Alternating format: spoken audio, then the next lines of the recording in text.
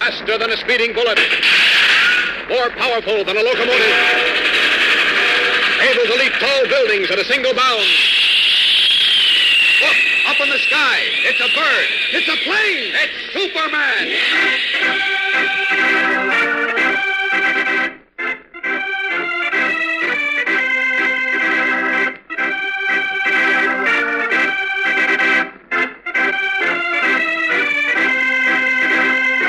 Yes, it's Superman, strange visitor from the planet Krypton, who came to Earth with amazing physical powers far beyond those of mortal men, and who, disguised as Clark Kent, mild-mannered reporter for a great metropolitan newspaper, wages a never-ending battle for truth and justice.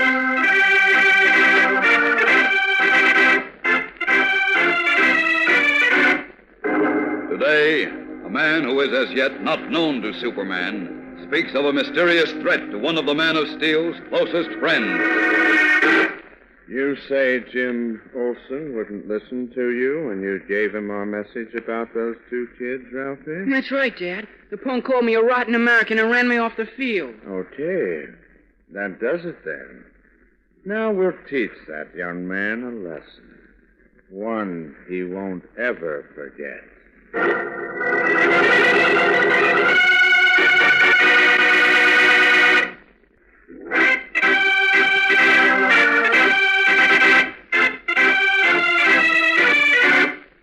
And now, the adventures of Superman. A week has gone by since Clark Kent, with the aid of Batman and Robin, foiled the attempt by Biggie Conroy to prove that Kent was Superman. And during that time, believing his troubles were over when Conroy and his followers were carted off to jail, Kent, who was supposedly suffering from injuries, secluded himself in his apartment, unaware that other enemies were preparing new and serious trouble for himself and his friends. Now, in the large, busy city room of the Metropolis Daily Planet, Beanie Martin, the copy boy, stops at the desk of cub reporter Jimmy Olsen. Hey, Jim, Mr. Burrows says for you to write a new lead on this story. Jim. Huh? What'd you say? I said Mr. Burrows wants you to write a new lead on this story. Oh, what story? This one. What for? On account of he says this one is no good, that's what for. He wants to know what's the matter with you. He says this is the worst lead you ever wrote. What is? Jumping geraniums, Jim. What is the matter with you? Oh, nothing. Nothing. I've been standing here talking to you, and you didn't even hear a word I said. What are you talking about, Beanie? You see? You've been like that for a couple of days now. Oh, I've got troubles, Beanie. Are you broke, maybe? I can lend you a buck or two if... No, thanks. It isn't money. Well, then what is it? Well, I don't want to talk about it. But look, Jim, I'm your friend. Maybe I can help you. No, you can't help me. I don't know if anybody can. Jeepers, is it that bad? Well, excuse me, that's my phone. Hello? Yeah, this is Jim Olsen. Oh, hello, Coach. What? Sure, I talked to him. Just long enough to tell him what I thought of him, and then I told him to chase himself back into his rat hole. Of all the rotten little... Well, I don't care what it might mean. Those boys are just as good as he is. A lot better. And if he thinks he can push them around, he's got another think coming. Jeepers, what's going on? Look, I'm not worried about myself, because I don't think they've got the guts to do anything. But I wouldn't back down on this even if it meant my life. Yeah, you bet I will. Okay, I'll be seeing you. So long. All the rotten, dirty... What goes on, Jim? They think they can scare me into backing down. They're crazy. Oh, what do you mean? I don't want to talk about it, Beanie. Beat it. But, Jim... Beat it, I said. This is my problem, and I'll work it out myself. No matter what happens. Okay. Gee whiz. I better see Miss Lane about this.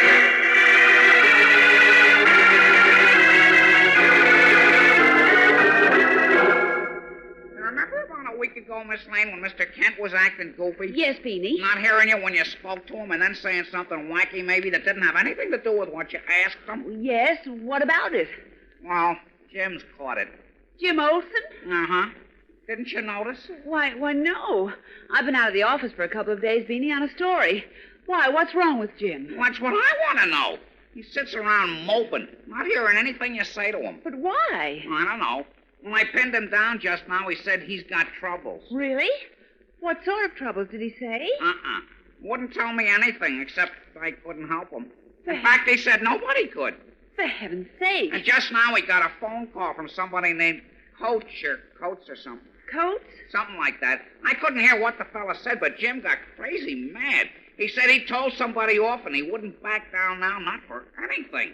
Not even if it meant his life. Good heavens, Beanie, that sounds serious. I think I'd better... Oh, hiya, Mr. Kent. Hello, Beanie. Oh, Clark, I'm so glad. You're just the person I want to see. Yes, what is it, Lois? It's about Jim. Beanie tells me he's been acting very strangely. Strangely? Yes. What do you mean by that, Beanie? Well, he's worrying so hard, Mr. Kent, he's getting wrinkles. Is that so? Uh-huh.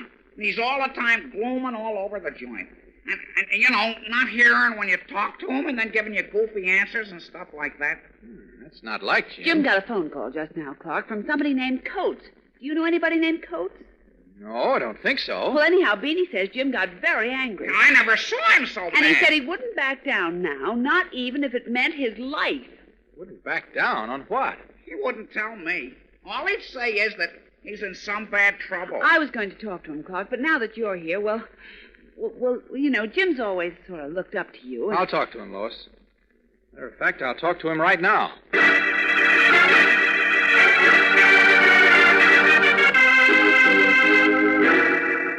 I know you're in trouble of some kind, Jim, and I want you to tell me about it. How did you...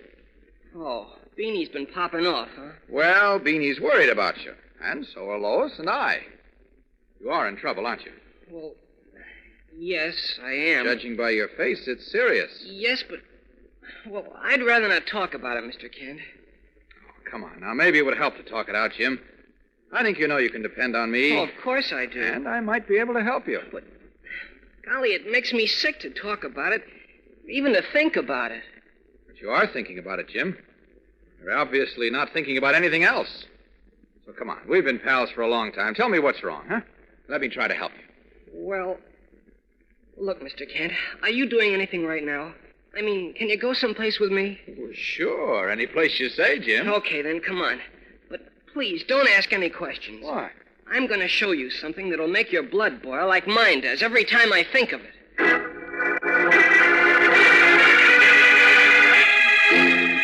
Followed by Clark Kent, Jimmy Olsen hurries from the Daily Planet. What is the serious trouble he is in? And what is he going to show Kent? We'll be back in a moment for the startling climax of today's episode, so keep listening.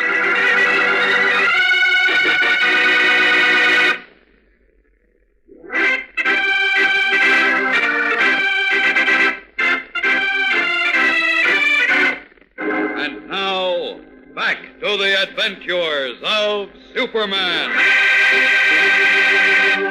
Telling Clark Kent not to question him, Jimmy Olsen has taken the man who, unknown to him, is really Superman to the Metropolis Armory, where an indoor track meet is taking place. The stands are well filled with spectators of high school age who are cheering noisily for the young competitors in the track and field events. Puzzled, Kent follows Jimmy, who has donned an official's badge, onto the field beside the oval track where a race has just been concluded. I don't get it, Jim. Why did you bring me here? Well, this is the West Side City Playground meet, Mr. Kent. I'm the manager and kind of assistant coach of the Unity House track team, you know. Yes, I know, but what's that got to do with this serious trouble you're in? Oh, plenty. Your You see, attention, please. wait a minute. Here comes an announcement. Results of the first race. The 220-yard dash. The winner, Howard Jones of Unity House. My dog, Howie did it. One of your boys? Yeah, and he's the one who... Oh, hold it, Mr. Kent. Of the Morton Street Playground. Third, Harry Nathan of Grove Street Playground. Fourth, Alan Green of Willow Church. The time was 23 seconds flat. A new city playground record. Hey, that's a wonderful time for the 220, Jim. Sure, a new record made by Howie Jones. The guy those rats didn't want to let us run. Who didn't want it? Why? Well, you see... Oh, wait, here comes Howie now. I want to congratulate him. Oh. Nice work, Howie. Congratulations, fella. Thanks, Jim. Thanks a lot. Oh, I want you to meet Mr. Kent, star reporter on my paper. Mr. Kent, this is Howard Jones. Glad to know you, Howard, and congratulations on setting a new record. Thanks, Mr. Kent. I'm glad to know you. Look, Howie, Ralph didn't bother you anymore, did he? Well, no, not me, Jim. But he called Bobby on the phone last night. He did, huh? With the same line? Yeah. What did Bobby tell him? He hung up on him. Good. That's the way to treat those guys. May I ask what this is all about, Jim? Howie, do you mind if I tell Mr. Kent about this? Well, if you think it's okay, Jim, go ahead. Swell. Look, Mr. Hold it Kent. a second, Jim. Let's see who wins the 50-yard dash. Who's your boy in this? Bobby Lee, number 5. On your mark. Watch him run, Mr. Kent. He's like lightning. Yes, sir. Yeah, he'll win this race hands down. There goes the starter's pistol. They're off. Jim! Jim! Jimmy! Jimmy, what happened? I don't know. He just fell down. Great Scott! Jim's been shot!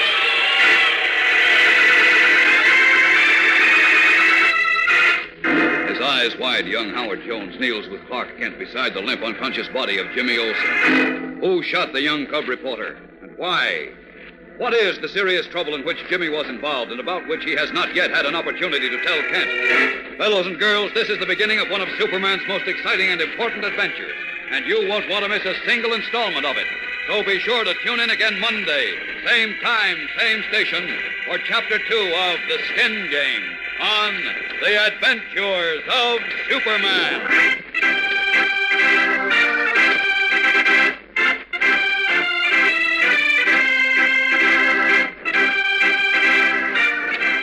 Superman is a copyrighted feature appearing in Superman DC Comics Magazine and is brought to you Monday through Friday at this same time. Faster than a speeding bullet. More powerful than a locomotive. Able to leap tall buildings at a single bound. Look, up in the sky. It's a bird. It's a plane. It's Superman.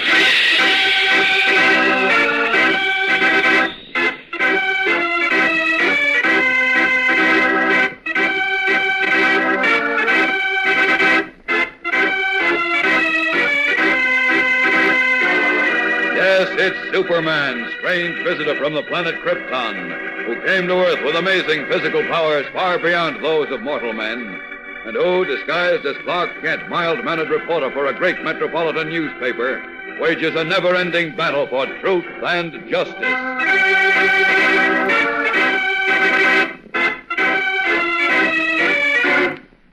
Today, in his guise of reporter Clark Kent, Superman sets out grimly to track down whoever was responsible for shooting Jim Olsen at an interplayground track meet in the Metropolis Armory. For Pete's sake, Sergeant, why don't you hold and search everyone in this crowd? Oh, now, look, Why are you letting them leave before we find the man with the gun that shot Jim Olsen? I mean, you calm down for 1 minute, Kent. I'll tell you why. All right, I'm sorry. Please go on. We don't have to search for an armed man. You don't? No. I'm sure we've got the whole thing figured out. We think we know who shot Olsen.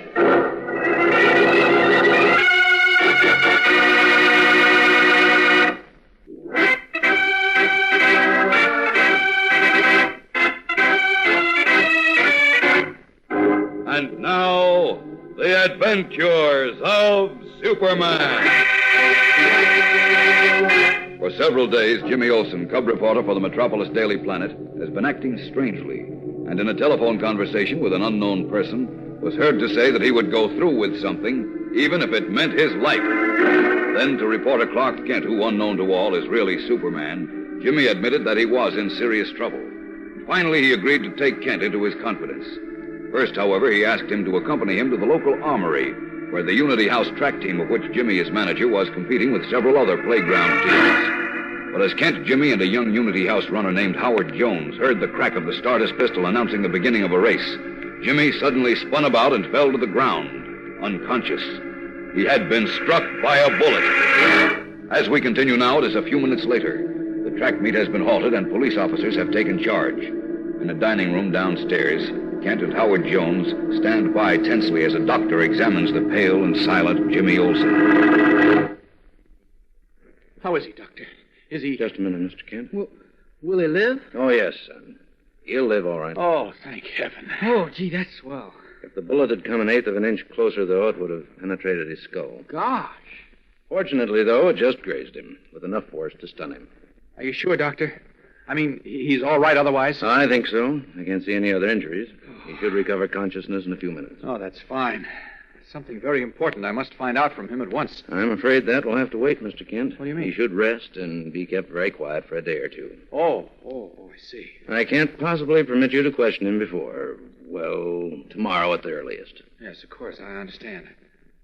Just hope that won't be too late. You see, I think Jim knows who shot at him. I mean to get my hands on whomever it was if it's the last thing I ever do. Mr. Kent, I don't think he meant it. You don't think who meant to what, Howard? Well, what I mean is, well, I can't imagine anybody shooting Jim. He's such a swell guy. Just the same, somebody did shoot at him. Tried to kill him. Whoever it is may still be in the armory, and if he is, I'll find him. I'll be back soon, Doctor. You wait here for me, Howard.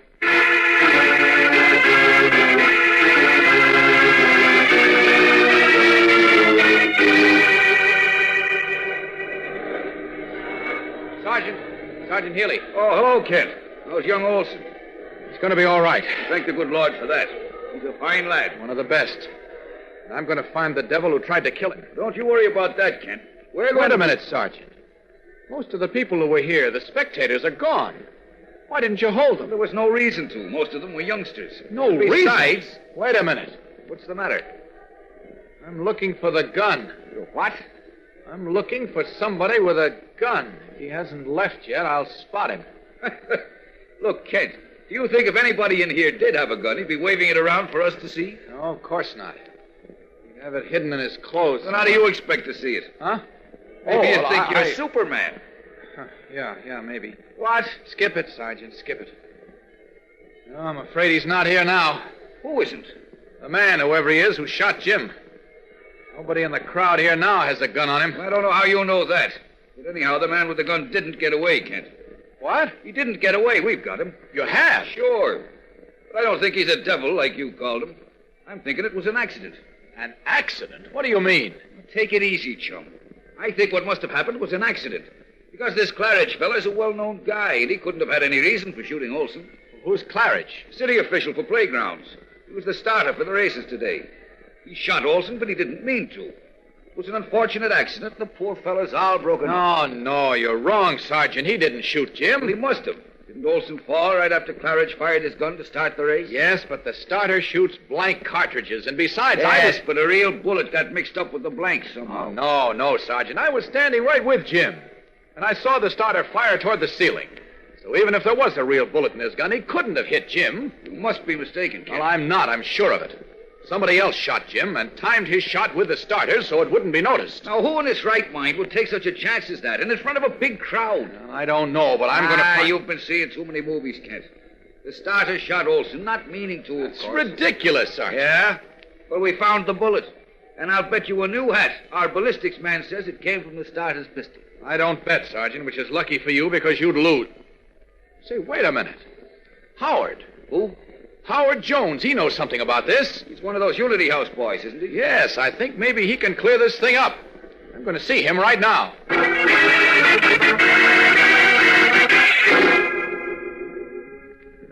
Oh, there you are, Howard. Where's Jim? The doctor drove him home, Mr. Kent. Oh. I gotta go now, too. No, wait, Howard. I want to talk to you. Not now, Mr. Kent, please. I gotta get home. My folks are waiting supper for me. I won't keep you long, son. I just want you to tell me what you know about this shooting. I don't know anything about it. I think you do, Howard. No, sir. No, I don't. Now, look. Jim told me he was in some serious trouble that obviously involves you. Because he asked you if it would be all right to tell me about it, and you said yes, so... But that was before Jim was shot. Right. All the more reason to tell me what you know. No, sir. No, not me. I don't know anything. Nothing at all. I gotta go home now. My folks are Just a minute, Howard, please. Please, Mr. Kent, let me go home. I tell you, I don't know anything. You know a lot about Jim's shooting, but you're afraid to tell me. Isn't that right, Howard? Yes, sir. I mean, no, sir. Oh, please let me go, Mr. Kent, please. What or of whom are you scared, Howard? Tell me. I just don't know anything. Now, look, Howard. I saw how you acted when you thought Jim might die. You're very fond of him, aren't you? Yes, sir, I am. And don't you want to help me find the person who tried to murder him? Yes, but he didn't try to murder Jim. That bullet was meant for me. What? Yes, sir. Oh, golly, I shouldn't have said that. I'm getting out of here. No, Howard, wait! No, please don't try to make me talk. I don't want to be killed.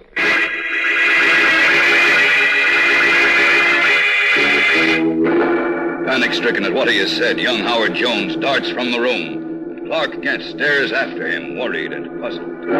What did the boy mean? We'll be back in a moment for the exciting climax of today's episode. So keep listening.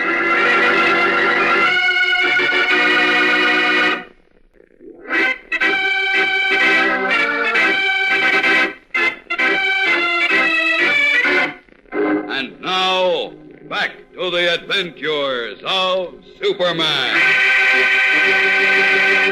Across the street from the armory in the twilight shadows, a heavy-set man with beefy face and pale eyes stands by a small sedan. A boy of about 13, his eyes wide with fear, stands beside him. You did it, didn't you, Uncle George? I did what, Ralphie? You shot Jim Olsen. Shut up, you little fool. You did, I know you did. That's why you sneaked up in the balcony where nobody'd see you. Will you shut up? You had your rifle under your coat. You got it there right now. I can see it. So what if I did shoot Olsen? He stood up for those two kids, didn't he? Yeah, but she was murdered. I didn't murder him. Besides, I didn't even mean to hit him. I was aiming at that dirty Howard Jones kid. I would have got him, too, if Olsen hadn't moved in front of him just when I was pulling the trigger. But, Uncle George, you almost killed him. So what? He was told not to let that Jones kid and the other one like him, that Bobby Lee, run against our kind. He needs a lesson. But Dad said there wasn't to be any killing. He said he had his own way to handle it. I don't care what your dad said. They got their own ways of doing things. Wait. There he is now. Who? Howard Jones. See? He's just come out of the armory. He's running to make that bus. He's getting on it. Wait, Uncle George, where are you going? He won't get away from me this time. Uncle George! Beat it, Ralphie. Mind you, keep your mouth shut or it'll be too bad for you. What are you going to do? I'm going to get after that dirty Jones kid, that's what. Oh, no, you mustn't. That's... Uncle George, please don't. Uncle George, please.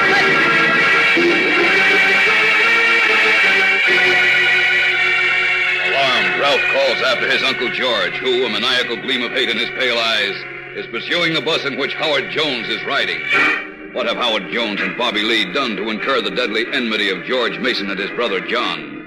Jimmy Olsen has just missed death by the slightest fraction. Now, what will happen to the young track star, Howard Jones? We'll learn the answers to these questions in tomorrow's thrill-packed episode, fellows and girls. So be sure to listen. Tune in, same time, same station, for Chapter 3 of The Skin Game on The Adventures of Superman.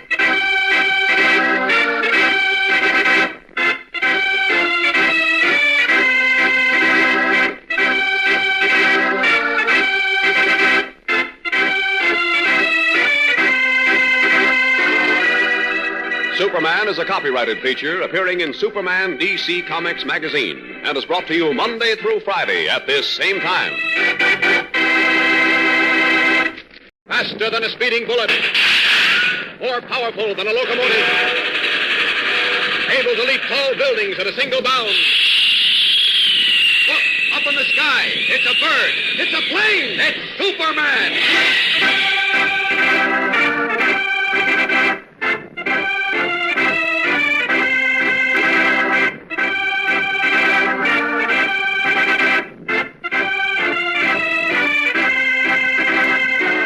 Yes, it's Superman, strange visitor from the planet Krypton, who came to Earth with amazing physical powers far beyond those of mortal men, and who, disguised as Clark Kent, mild-mannered reporter for a great metropolitan newspaper, wages a never-ending battle for truth and justice.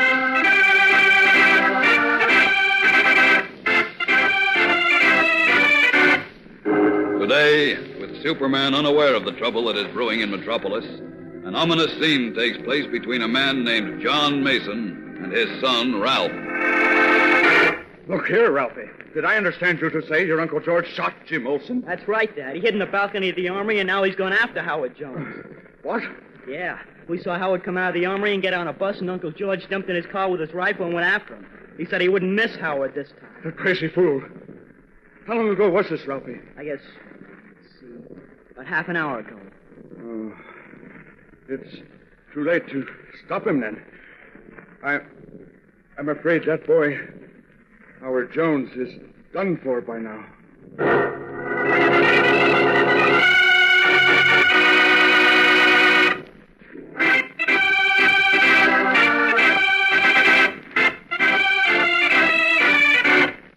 And now, the adventures of Superman. Admitting he was in trouble, Cub reporter Jimmy Olsen asked Clark Kent, who, unknown to all, is Superman, to accompany him to the armory where the Unity House track team, of which Jimmy is manager, was competing against several other playground teams. There, at the crack of the starter's gun, Jimmy fell to the ground, struck by a bullet. Fortunately, he was only slightly wounded, but he was unable to be questioned. So Kent grilled young Howard Jones, a member of the Unity House team, who Jimmy had said had knowledge of his trouble. Howard, obviously terrified, denied that he knew anything, but he blurted, The bullet that got Jim was meant for me. Refusing to say more, Howard left the armory and got on a bus to go home, unaware that the man who had shot Jimmy was trailing the bus in his car, a rifle by his side. Now in the armory, Kent has sought out Claude Thorne, Metropolis University track coach, who coaches the Unity House team in his spare time. Coach Thorne, was it you who called Jim Olsen on the phone this afternoon? Yes, it was, Kent. Well, may I ask what you phoned him about? I'd rather not say. Now, please, don't be difficult, Coach. I think that phone call was tied up somehow with Jim's being shot today. How could that have anything to do with what happened today? I understand Jim was shot accidentally when a real bullet somehow got into the starter's gun. No, that isn't true. My guess is that somebody timed his shot to coincide with the starter's pistol.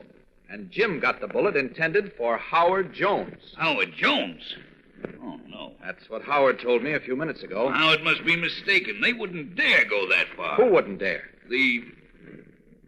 Yes? Look, Kent, if you're right about the shooting not being an accident... You take my word for it. Then perhaps I'd better tell you what I know. Now, we're getting someplace. Go on. A few days ago, a boy came to see me. He said his name was Ralph Mason, that he belonged to the Grove Street Playground track team, which was to compete against ours today. Well, after a few unimportant preliminary remarks, he had the nerve to say to me... Coach Thorne, I've come to tell you that we fellows down on Grove Street want you to kick Howard Jones and Bobby Lee off your team. Kick them off? Yes, sir. We won't run against them. Why? Afraid they'll beat you? No, but they're colored boys. Oh. That's it. Yeah. We kids won't compete against colored kids. Ralph, you should be ashamed to talk like that.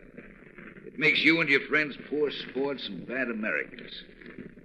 But of course, if that's the way you feel, why, you go right ahead and withdraw from the track meet on Saturday. But we don't want to do that. Why can't you just throw Jones and Lee off the Unity House team? Nothing doing. They're two of my best runners. They made the team in fair competition. But they're different from us. Not at all. It's just that their skin's a different color. Isn't that so? Well, yeah. And that's all. Otherwise, they're just the same as you.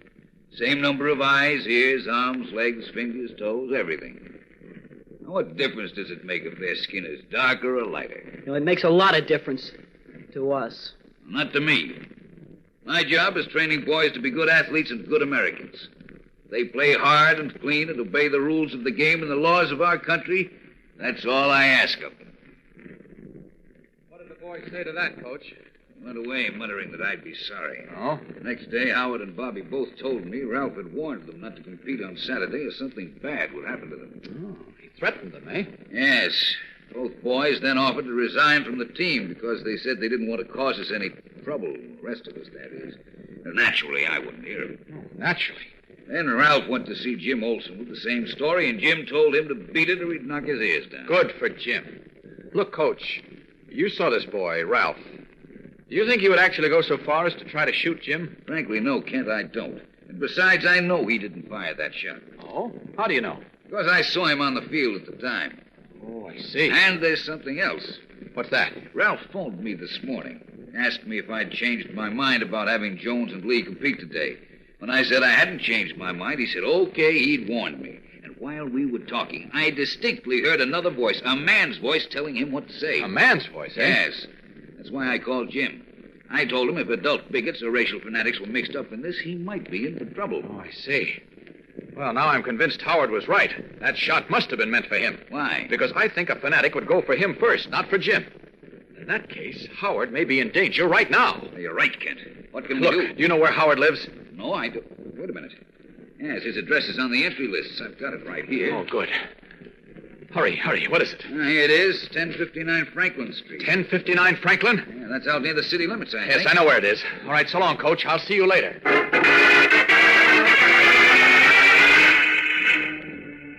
This room is empty. Out of these clothes. Some rotten bigot tried to shoot Howard once today. He won't hesitate to try again. So I'd better hop out to his house in a hurry. As Superman.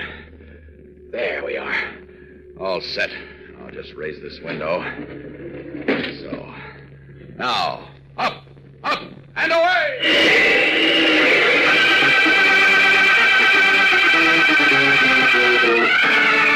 Leaping from a window of the armory into the evening sky, Superman streaks away, bound for Howard Jones' house. But he won't find Howard at home, because at this moment, the boy is in great peril. We'll be back in a moment to find out about it, so keep listening.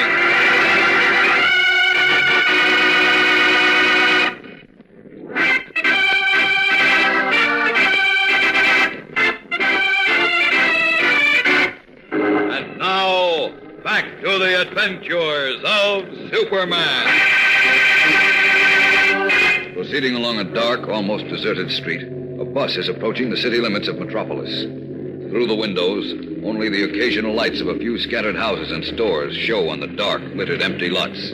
The only passenger in the bus, young Howard Jones, has risen to his feet and stands up front near the door where the driver is talking with him. Say, the city playground championships are next Saturday, aren't they, Howard? That's right, Bill. Hey, if I can get off, I'll come up and see you run. I don't know if I'll be in the championship. What? Are you kidding? After you set a new record in a 220 tonight? Wow.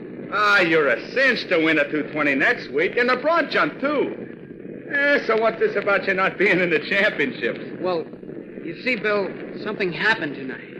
Like what? Well, Jim Olsen, the manager of our team, was shot. He was almost killed. Oh, yeah, I heard about that.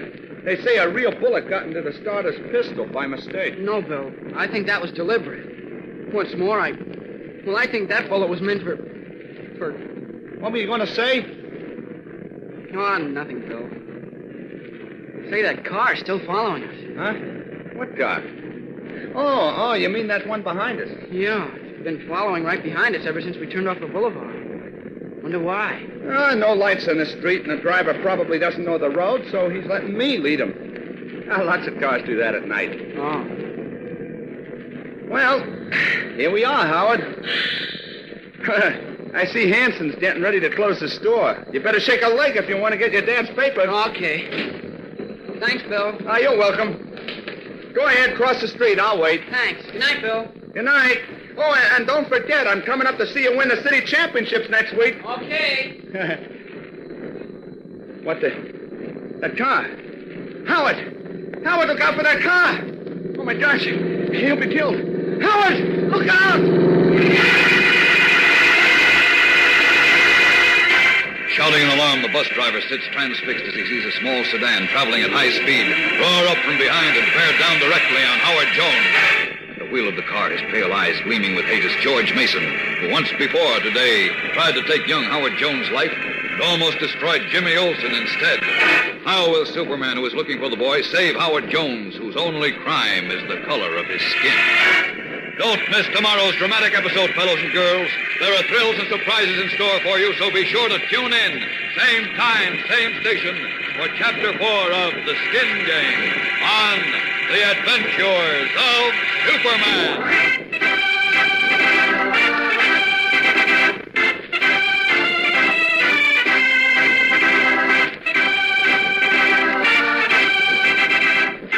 Superman is a copyrighted feature appearing in Superman DC Comics magazine and is brought to you Monday through Friday at this same time. Faster than a speeding bullet. More powerful than a locomotive. Able to leap tall buildings at a single bound. Look, up in the sky. It's a bird. It's a plane. It's Superman.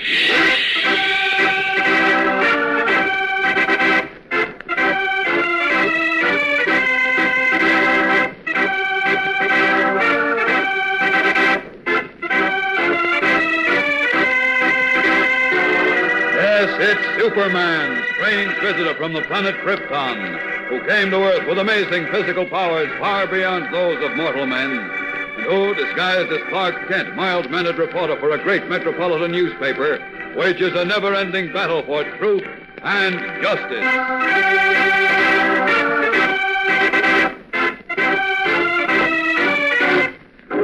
Today, as Superman streaks to the home of young Howard Jones, the boy track star leaves the bus and steps into great danger.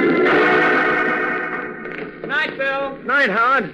See you at the Playground Championships next week. Okay. What the? Look out for that car, Howard! Holy smokes, he'll be killed! Howard, look out!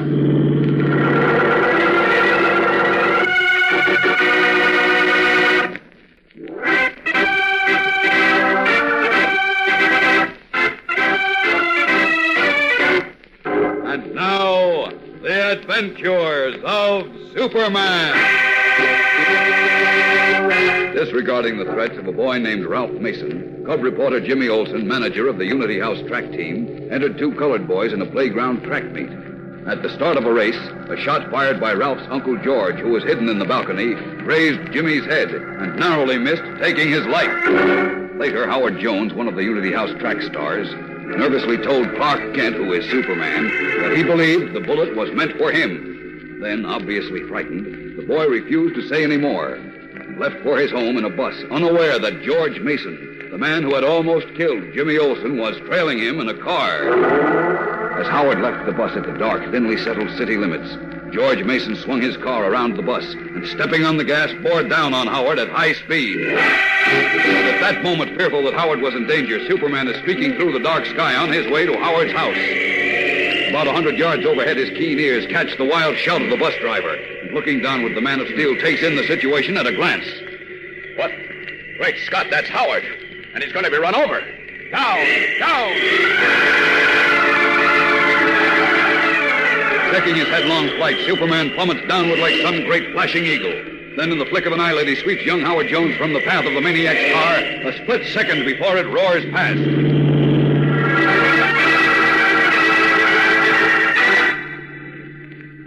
You all right, Howard? Yes, sir. Holy smoke, you're Superman. That's right, son. Now, we've got to You take saved my life. Oh, golly, thanks, Superman. You're welcome, son. Up with you now. We're going after that car. Up, up, and away!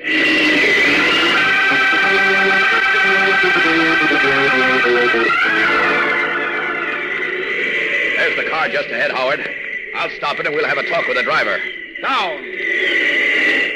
How are you going to stop it, Superman? Just put my hand on it like this. Holy smokes, you stopped it like it was a toy. What stopped my car? I did, mister. Who are you? Superman. Superman? That's right. You realize you almost ran this boy down? What are you talking about? I didn't see the boy. I didn't see anybody. This is a dark road. You saw the bus stop. Why didn't you wait like you're supposed to? I didn't expect anybody to cross in front of the bus. Sorry I scared you, boy. That's okay, mister. I guess you couldn't help it. Well, as long as nobody's hurt, I'll be going. Just a minute, please. What's your name? George. George Brown. Did you ever see this man before, Howard? No, sir. Why, what's it to you? Oh, just wondering. All right, you may go. Come on, Howard. I'll see you home. I want to have a little talk with you.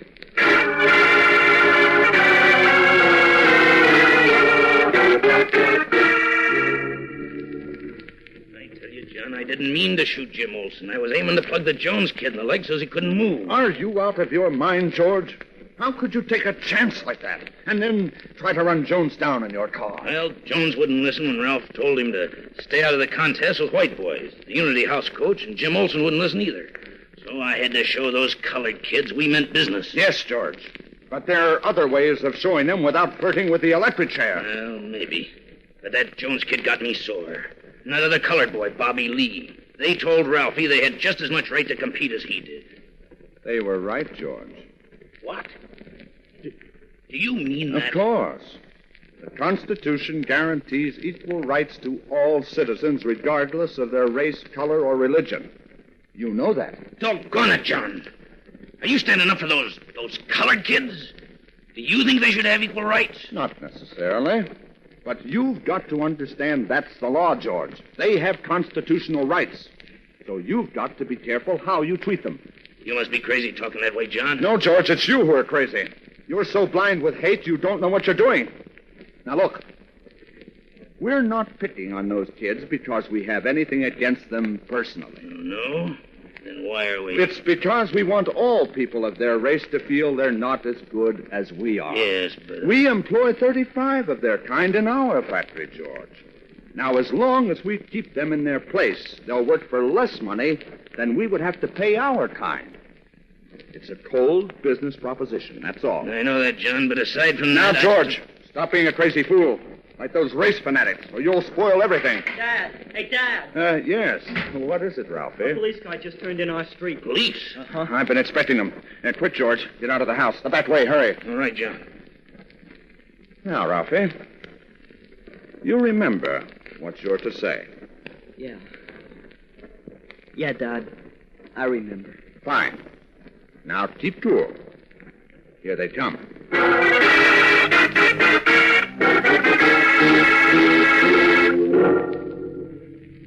Do I understand, Sergeant Healy, that you're accusing my son of threatening those two colored boys? That's right, Mr. Mason. He told them to resign from the Unity House track team or they'd be sorry. Oh, no, I can't believe it. He also threatened the coach of the team and the manager, Jim Olsen.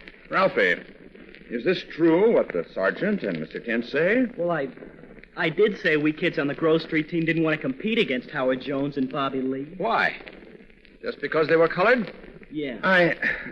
I can't understand this, gentlemen. Why, I employ 35 colored people in my business, and I'm sure Ralph has never heard me talk of them with anything but the highest consideration. Isn't that true, son? Well, yes, Dad, but... Just a minute. Ralph, what do you know about the shooting at the armory this afternoon? Shooting? At the armory? Yeah.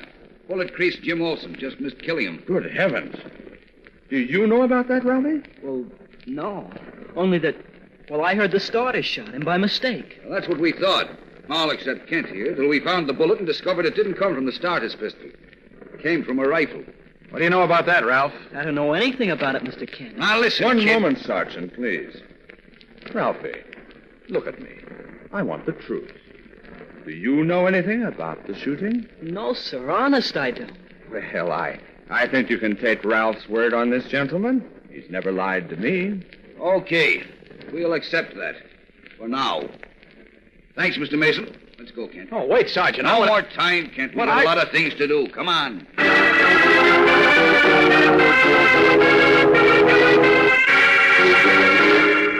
Reluctantly, Clark Kent leaves the Mason residence, unaware that the disarming John Mason is the real power behind the bigotry, which already almost has resulted in murder. What will happen now? We'll be back in a moment for the tense climax of today's episode, so stand by.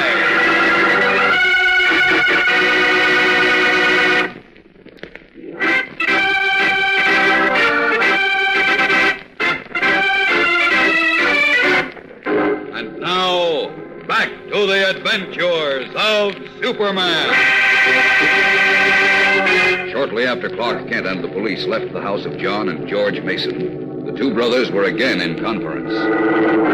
Well, George, I'm quite sure I threw the police and Clark Kent completely off the track. That's fine, John, fine. But get this. I'm not going to let you get us into a scrape like this again. Well, what are you going to do, lay off those colored kids? Of course not. We can't let Howard Jones run in the City Playground Championships next Saturday because he'll probably set another record. That'll get him lots of fine publicity and give all the members of his race big ideas. And we've got to keep them feeling inferior and afraid of us. Now you're talking. Just leave it to me. I certainly will not leave it to you. Now, look here, John. I'll be more careful this time. You can bet you will. Because this time you're going to listen to me. I figured out a splendid way to handle those kids so we won't have to worry about them anymore. Ever. And anyone who objects will be very sorry. Yes. Very sorry indeed.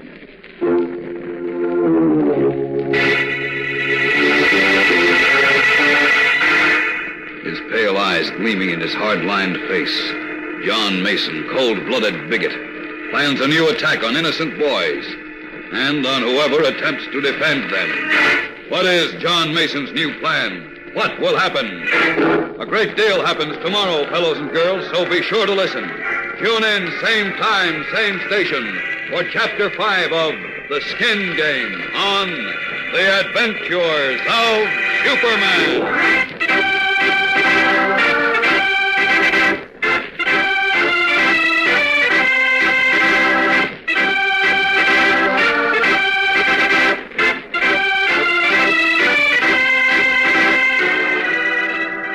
Superman is a copyrighted feature appearing in Superman DC Comics Magazine and is brought to you Monday through Friday at this same time.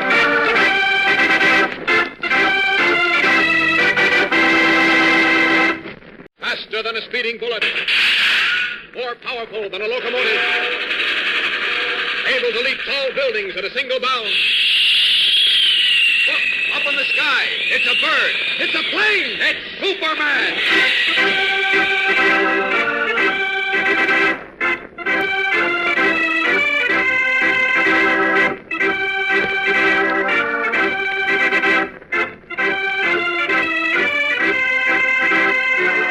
Yes, it's Superman, strange visitor from the planet Krypton, who came to Earth with amazing physical powers far beyond those of mortal men, and who, disguised as Clark Kent, mild-mannered reporter for a great metropolitan newspaper, wages a never-ending battle for truth and justice.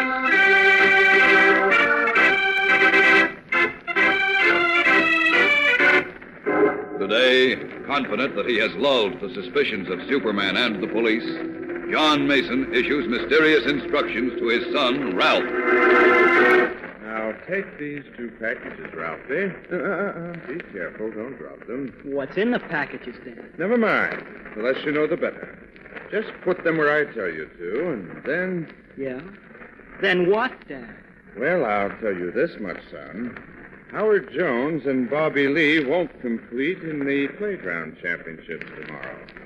In fact, I'll guarantee they won't ever compete in a track meet again.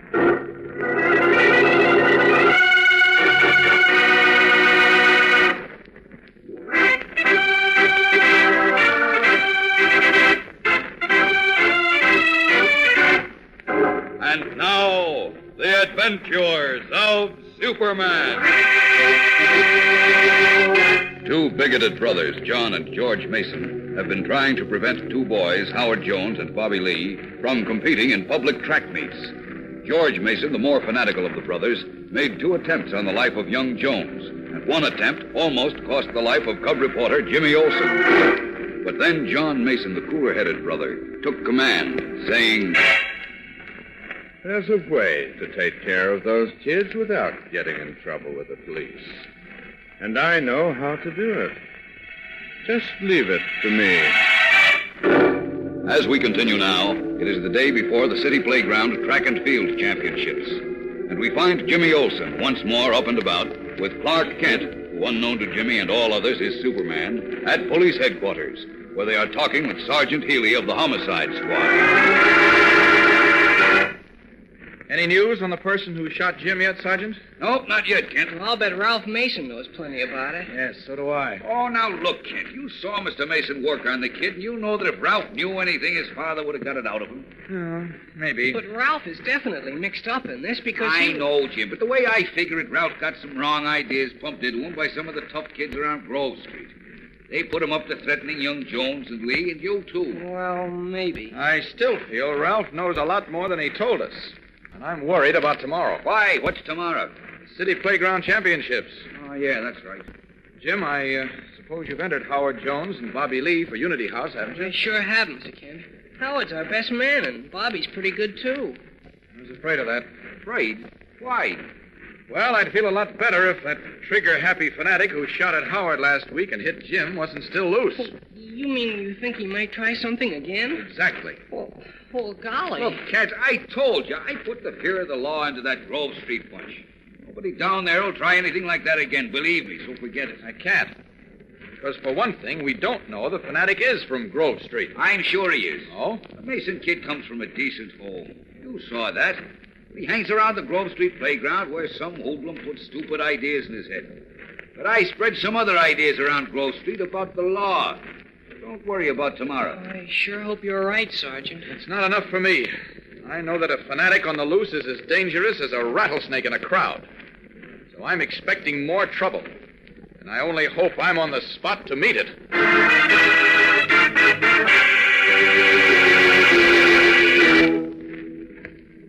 As I understand it, Ralphie, all the boys who are entered in the playground championships tomorrow are practicing in the Metropolis Stadium this afternoon. Is that right? Yeah, that's right, Dad. The championships are going to be in the stadium. We're working out there today to get the feel of the track. I'm going out there now. Do you suppose those two boys, Jones and Lee, will be there this afternoon? I guess so. You said you wanted me to compete tomorrow anyhow, didn't you? Oh, yes, of course, Ralphie. It's just that, tell me, are all of you given lockers at the stadium? Yeah, sure. Good. It shouldn't be too difficult to find out which lockers Jones and Lee have, should it? No, I guess I could find out all right, but why? What do you want to know that for, Dad? You see these two little packages, Ralphie? Yeah, I want you to put one package in Jones's locker and one in Lee's. When nobody is looking, that is. Why? What's in those packages? Never mind. All I'll tell you is that after those two boys open these packages, we won't have any more trouble with them. Ever. Gosh. Well, gosh, what do you mean, Dad? I mean they won't compete in the championships tomorrow, nor in any other contests around here again. Jeepers, do you mean those little packages are bombs? Don't be foolish, Ralphie. Well, then what? Don't ask questions, son. The less you know, the better. Just place these packages in Jones and Lee's lockers. And remember, don't let anyone see you. Now, take them and get going.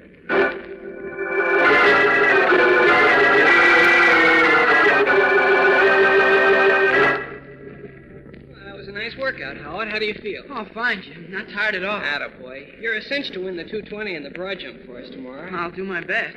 But there's some pretty good boys entered in those events, you know. Oh, sure. But you'll show them the back of your neck, just like you did last week. Now go on in and take your shower, Howie. I'll see you later. Okay. Oh, Jim. Yeah? Mr. Kent didn't find out who took that shot at us last Saturday, did he? No, but Sergeant Healy is sure some Grove Street hoodlum did it. He says he's put the fear of the law into that neighborhood, so, well, we don't have to worry about anything happening again. I hope he's right. Well, I'm sure he is. Forget it, Howie. Go get your shower. Okay, Jim. Be seeing you.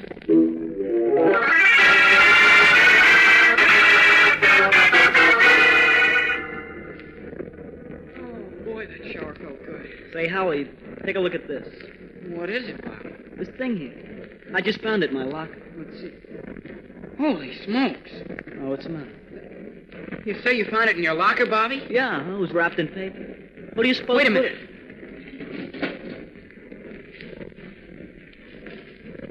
Say, I think you got one, too. See that little package on the floor of your locker? Yeah. Wait till I open it. Listen, Howie. Wait, Bobby.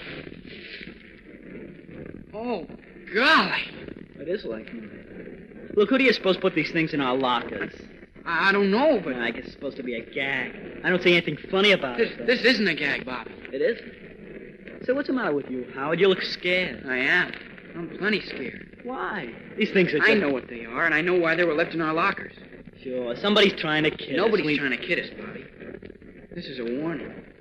A warning? That's right. We're being warned that if we run in the track meet tomorrow, we'll never run again.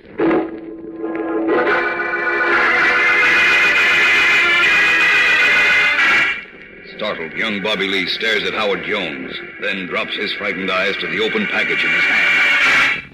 Well, what are we going to do? There's only one thing we can do, Bobby. Only one thing.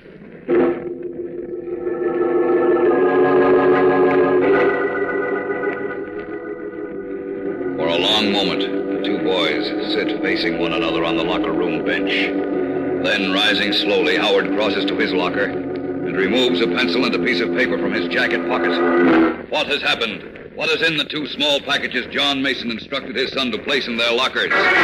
We'll be back in a moment with the startling climax of today's episode. So keep listening.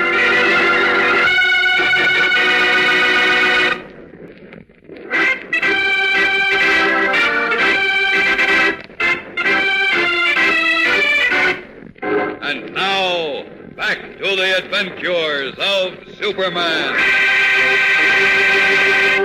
Only a few minutes after Howard Jones and Bobby Lee found two mysterious little packages in their lockers at the Metropolis Stadium, the telephone rings in the office of Clark Kent at the Daily Planet.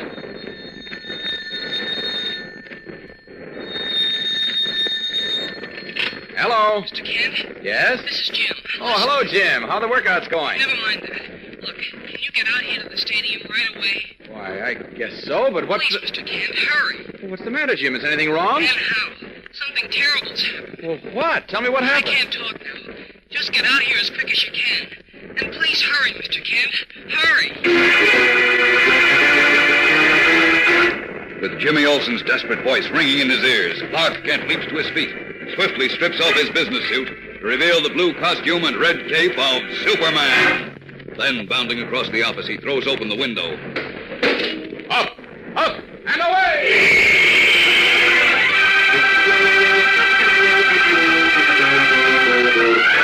Leaping high into the afternoon sky, Superman streaks away, bound for the Metropolis Stadium.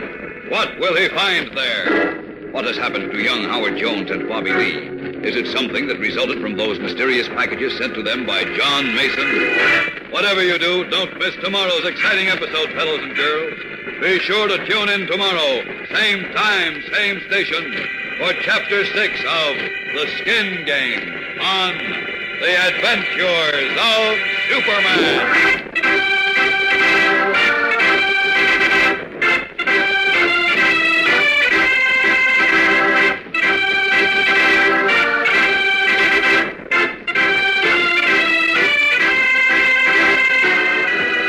Superman is a copyrighted feature appearing in Superman DC Comics magazine and is brought to you Monday through Friday at the same time.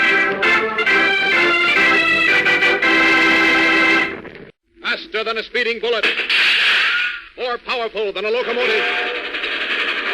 Able to leap tall buildings at a single bound.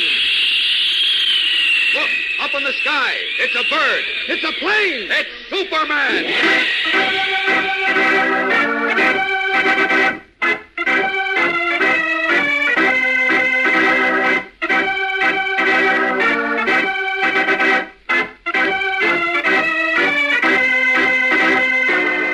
Yes, it's Superman, strange visitor from the planet Krypton, who came to Earth with amazing physical powers far beyond those of mortal men, and who, disguised as Clark Kent, mild-mannered reporter for a great metropolitan newspaper, wages a never-ending battle for truth and justice.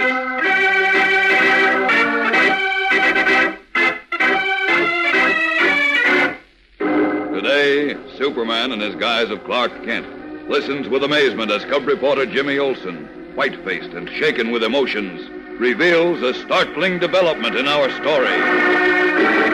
Oh, gosh, Mr. Kent. Howard Jones and Bobby Lee, they... What is it, Jim? What about them? They're gone. Gone? What do you mean? They're gone, I tell you, and I don't think we'll ever see them again.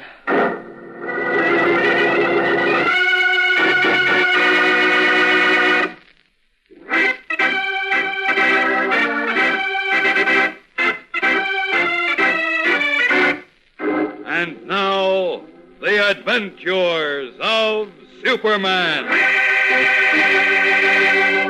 A pair of bigoted brothers named John and George Mason are determined to prevent Howard Jones and Bobby Lee, two Unity House boys, from competing in public athletic contests. George, the fanatical brother, actually shot at one of the boys and almost killed cub reporter Jimmy Olsen. Then, on the day before the city playground championships, John Mason had his son Ralph placed two small packages in the lockers belonging to Howard and Bobby.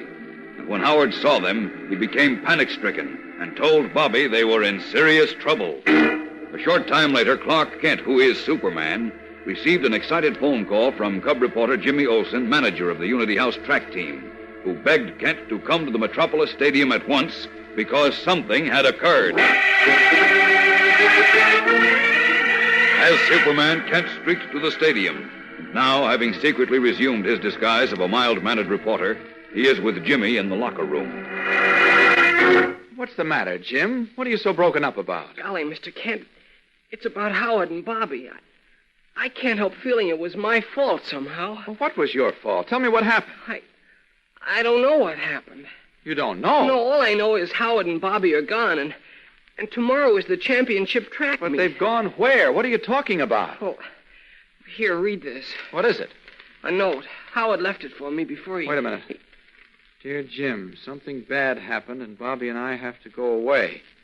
I wish we didn't have to leave before the championships. Where did they go? But we're worried that if we stay, we might get you and the coach and the other boys on the team in trouble, too. So we've decided to go. We sure hope Unity House wins tomorrow. Goodbye, your friends Howard Jones and Robert Lee. You see, Mr. Kent, you see? Yes. They say something bad happened and they have to go away. Have you any idea what that could be, Jim? No. I saw them just a short while before I found this note in my locker. They didn't say anything about this. Did they appear worried or upset? No, Bobby was kidding around the way he always does, and there didn't seem to be anything wrong with Howard. Wait a minute, Jim. I think I know the answer. You do? What? Just a minute. Hello, Jim. Oh, hiya, Coach. Hey, what's Kent looking for under those lockers? I don't know. Look, did you find out anything about the boys? No, I called both Howard's and Bobby's homes. Their parents have no idea what's wrong. They haven't heard from the boys either. Oh, golly. I called the police, too. They're on their way down here. I can't understand this. I think I can, Coach. Hello, Kent. What did you find? Yeah, what have you got there, Mr. Kent? Take a look. Both of you. Oh, what? Why, those look like tiny wooden crutches. That's what they are, Jim. 2 pairs of tiny crutches. Jeepers. But they were in these 2 envelopes. See? Howard Jones is typewritten on one envelope. Bobby Lee is typed on the other. I think I understand now. Well, I don't. You will when you see what's typed on this little tag, Jim. Listen. How would you like to race on these? The scoundrels. The dirty, low, How filthy... would you like to race on these? Holy smokes. I get it. It's a warning. Yes, a warning to Howard and Bobby that unless they withdraw from the playground championships tomorrow, they'll spend the rest of their lives on crutches. Oh, brother. Boy, how I'd like to get my hands on whoever is responsible for this. So would I, Coach. But who would do it? The same person or persons who objected to Howard and Bobby's presence on the Unity House track team in the first place. When they couldn't talk the boys into quitting the team or persuade you fellows to fire them, they sent them these crutches. Howard and Bobby knew what they meant. Where could the poor kids have gone? I know they didn't have any money. And that's what worries me. We've got to find them before something happens to them. What's more, they've got to race tomorrow to show whoever is responsible for this outrage that they can't get away with threats and violence. I'm with you on that, but look, how you are say we... you called the police, Coach. Yes, they ought to be here any minute. Good. You 2 wait here for them. I'm going to look for the boys my way. See you later.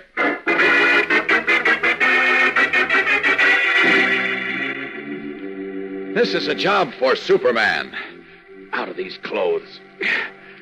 Then I'll cover this neighborhood first from the air. There we are. All set. Now, up, and away!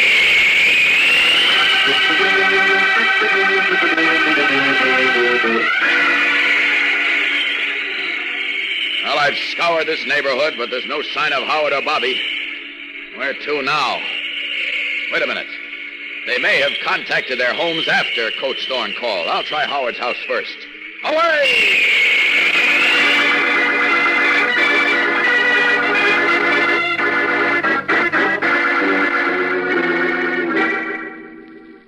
That was Bobby Lee's father on the phone, Mr. Kent. What did he say, Mr. Jones? Neither Bobby nor Howard are there, and he hasn't heard from them either. Uh-oh. I'm worried, Mr. Kent. Frankly, I'm badly worried. Now, take it easy. The boys are probably all right. Yeah, but they've been gone for several hours, and I know Howard didn't have any money. Well... Mr. Lee says Bobby only had a few cents, too. I know, but... They're so young, and they were frightened. Anything could happen to them. Anything. Yes, Howard is young, but he looks as if he could take care of himself, so don't worry, please.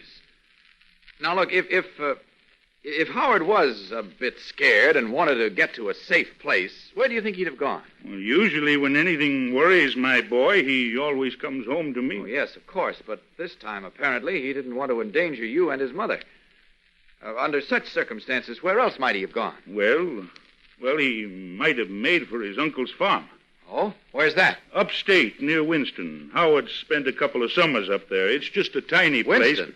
That's way up near the border, isn't it? Yes, it's on a spur of the Northeast Railroad. All right, I'll look into that right now. Don't give up yet, Mr. Jones. I'll report to you later. Hurrying from the Jones house, Clark Kent swiftly resumes his true identity of Superman. Then, up, and away!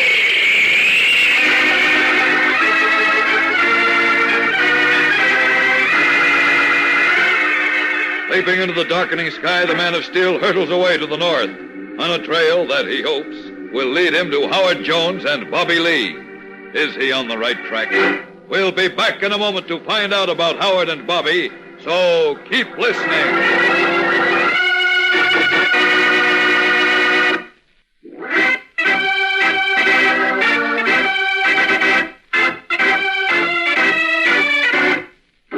And now, back to the adventures of Superman. As twilight shadows the landscape, a long freight train winds like a puffing snake along a narrow grade from which the roadbed falls away for hundreds of feet to a swift-running river. Atop a boxcar, Howard Jones and Bobby Lee crouch on a catwalk, bracing themselves against the jostling and bucking of the train. Hang on tight, Bobby. I am, Howard. I just hope those guys don't know where we are. How can they? Nobody trailed us to the freight yard. You hope. I'm sure they didn't. Don't you worry. We'll get up to my uncle's farm, all right. We'll be safe there. Will he call up our folks and tell them not to worry? Sure he will. Oh, gosh, I promised my dad I'd never hitch a ride on a freight. So did I, but we didn't have money to buy tickets, did we? Well, no, but... Wait, Bobby. What's the matter? Look, up ahead. Now, brakeman's coming along the tops of the cars. Holy smokes, what'll we do? Well, we can't let them see us. I heard they sometimes hit you with a steel rod and knock you off the train. Jeepers. I got it.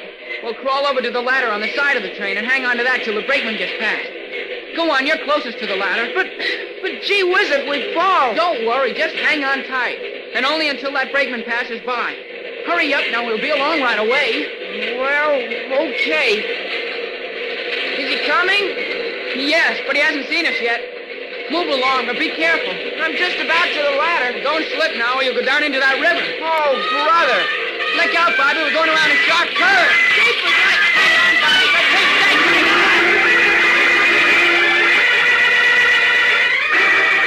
Rolled off balance as the long freight swerves at high speed around a sharp bend.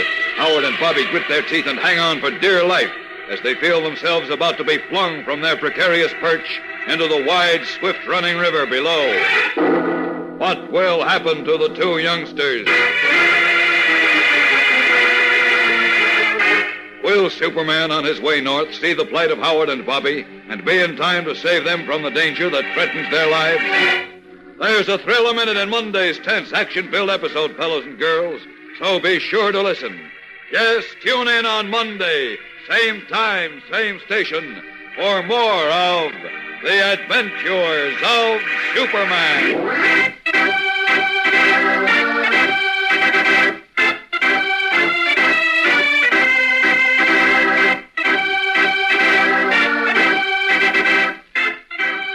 Superman is a copyrighted feature appearing in Superman DC Comics magazine and is brought to you Monday through Friday at this same time.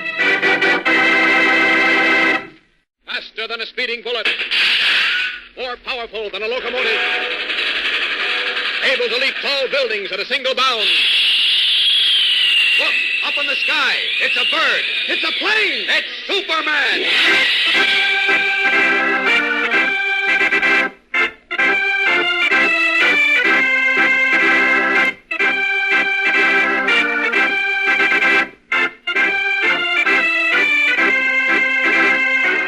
Yes, it's Superman, strange visitor from the planet Krypton, who came to Earth with amazing physical powers far beyond those of mortal men, and who, disguised as Clark Kent, mild-mannered reporter for a great metropolitan newspaper, wages a never-ending battle for truth and justice.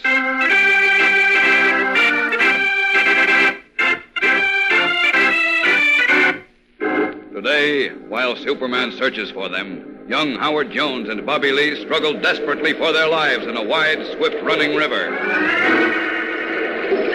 My leg, Howie. I think my leg's broken. I can't swim. Don't worry, Bobby. I'll hold you up. But how long can you manage? I don't know. The current is awful strong. Yeah, sure is. awfully far away. I could make it if only I could swim out of the current, keeping us in the middle of the river. And I can't help at all. Golly, I'm getting so tired, Bobby. Some boat or something has just come along. I can't keep swimming much longer against this current. Bobby, I think we're done for.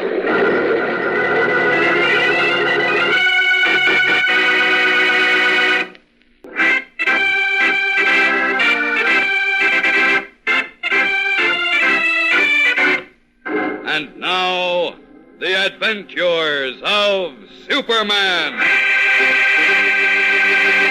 When Howard Jones and Bobby Lee, two young track stars from Unity House, found pairs of tiny wooden crutches in their lockers, they realized they were marked for injury. Worried about bringing trouble to their families and friends, they ran away. Having no money, the two boys caught a ride on a northbound freight train, hoping to reach the farm of Howard's uncle. But as the train swerved around a curve in the mountains, they lost their hold and plunged down a steep embankment into a wide, swift-running river. Meanwhile, learning of the boys' disappearance from cub reporter Jimmy Olsen, manager of the Unity House track team, Clark Kent, who is really Superman, questioned Howard Jones's father. Mr. Jones said he thought his son might try to reach his uncle's farm upstate. So, again resuming his true identity of Superman, Kent streaked northward, following the railroad tracks, unaware that at this moment, the two boys are fighting for their lives in the swift current of a turbulent mountain river. No use, Bobby. I can't swim any longer because you're holding me up. Look, Howie, let me go. Maybe you can make it to shore alone. And leave you here to drown? Nothing doing. This way, we'll both drown. Okay, then. We'll both drown. Howie, listen. What? Holy smokes, look. It's okay, boys. Everything's under control. Superman. Oh, boy. All right, now. Up with both of you. Oh, brother, what a break. Hang on tightly now. Here we go. Up, and away.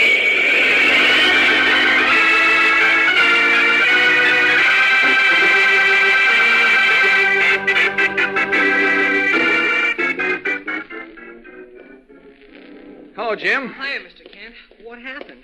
Why'd you tell me to meet you in this hospital? Well, first of all, Howard and Bobby are here. Howard Jones and Bobby Lee? That's right.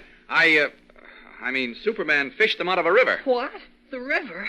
Well, gee whiz, No, take it easy. Take it easy. Bobby has a broken ankle, but apart from that, he's all right. A broken ankle? Uh-huh. Fortunately, it's no worse. And Howard is suffering from shock and exposure and a few minor cuts and bruises, but he'll be okay. But what happened? What were they doing in a river? Well, when they received those tiny crutches, they realized it was a warning.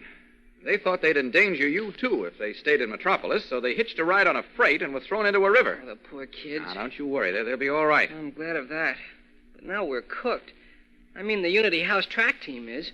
The playground championships are this afternoon. How can we expect to win without those two? Especially Howard. Relax. There's a chance that Howard can run this afternoon. There is? Just a bare chance. But there's something more important to consider right now. What do you mean? Until we find out who sent those crutches to Howard and Bobby and put them behind bars where they belong, those two boys are still in danger. And so are you and Coach Thorne. Say, that's right. But how can we find out? Well, I have an idea. Look, did you bring those little crutches and the envelopes they were delivered in? No, I don't have them anymore. You don't? Uh-uh. What happened to them? I told you to hang on to them. The police wanted them. Sergeant Healy took them. Oh, well, then he's the man we want to see, and fast. Come on, Jim, let's dash over to headquarters.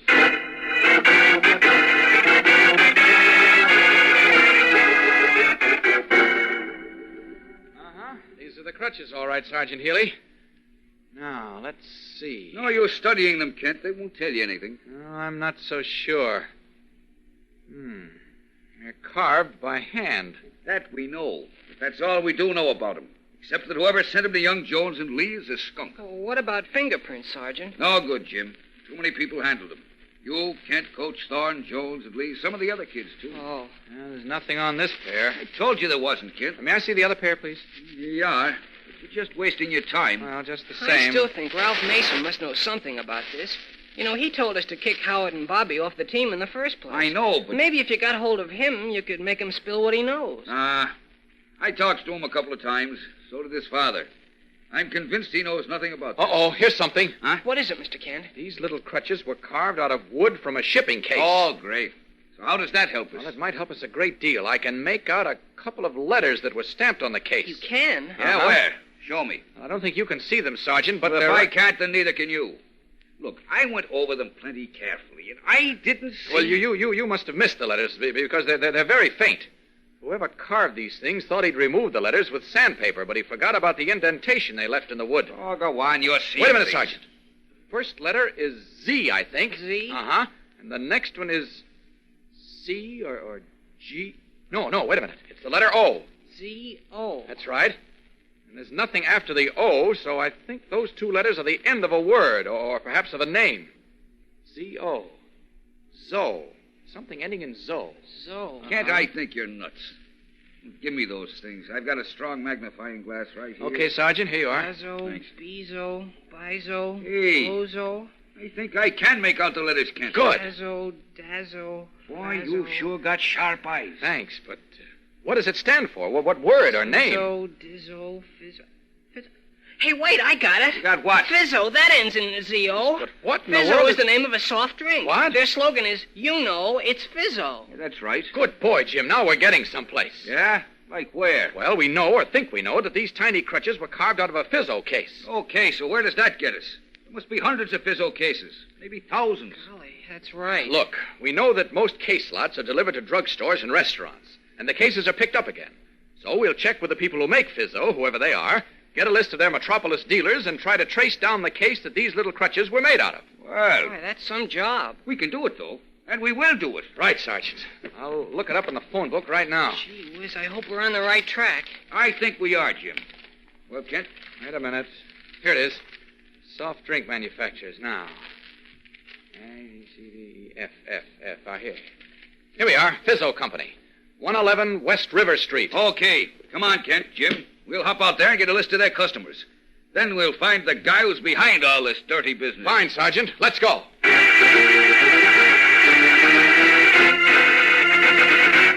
Eagerly, Clark Kent and Jimmy Olsen follow Sergeant Healy from police headquarters, unaware that they are en route to the soda bottling factory owned by John and George Mason, the very men who are alone responsible for the recent outrages against the innocent Howard Jones and Bobby Lee.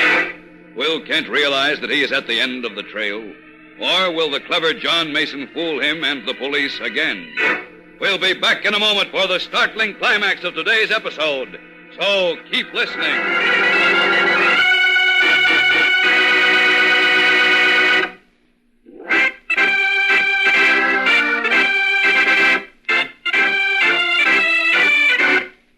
And now, back to the adventures of Superman. Clark Kent, Jimmy Olsen, and Sergeant Healy are in a police car en route to the Fizzo bottling plant, which, unknown to them, is owned by the bigoted John and George Mason, the men who are responsible for the threat against the two Unity House boys. Suddenly, a message crackles over the airwaves and is picked up by the shortwave radio receiver in the police car. Headquarters calling Sergeant Healy in car 62. Hey, that's me.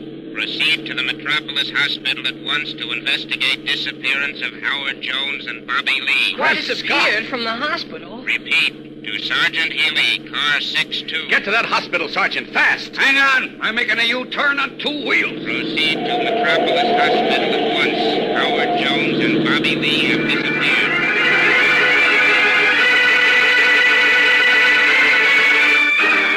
Barely holding its forward speed, Sergeant Healy swings the police car around in a screaming U-turn, then steps hard on the gas, heading for the Metropolis Hospital.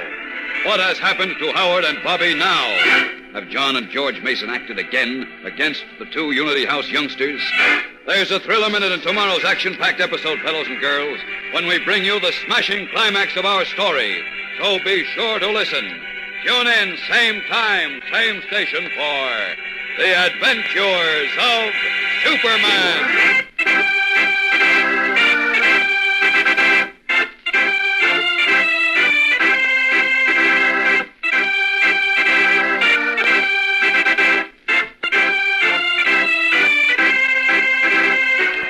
Superman is a copyrighted feature appearing in Superman DC Comics magazine and is brought to you Monday through Friday at this same time. Faster than a speeding bullet.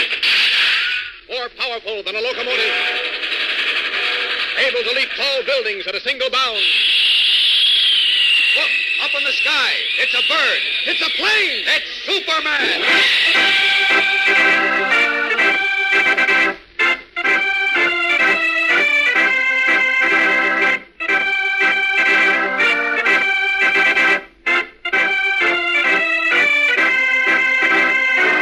Yes, it's Superman, strange visitor from the planet Krypton, who came to Earth with amazing physical powers far beyond those of mortal men, and who, disguised as Clark Kent, mild-mannered reporter for a great metropolitan newspaper, wages a never-ending battle for truth and justice.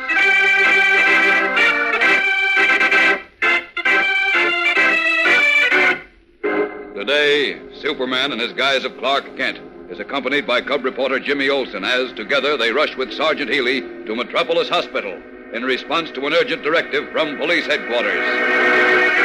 Gee whiz, what's happened here, Doctor? Where are Howard Jones and Bobby Lee? I don't know, Mr. Kent. What? What do you mean you don't know, Doc? They couldn't just dissolve into thin air? I know, Sergeant, but all I can tell you is that 5 minutes ago, the nurse assigned to them came running into my office and reported that both Jones and Lee were not in their beds, their rooms, or anywhere in the building. It's as if they vanished.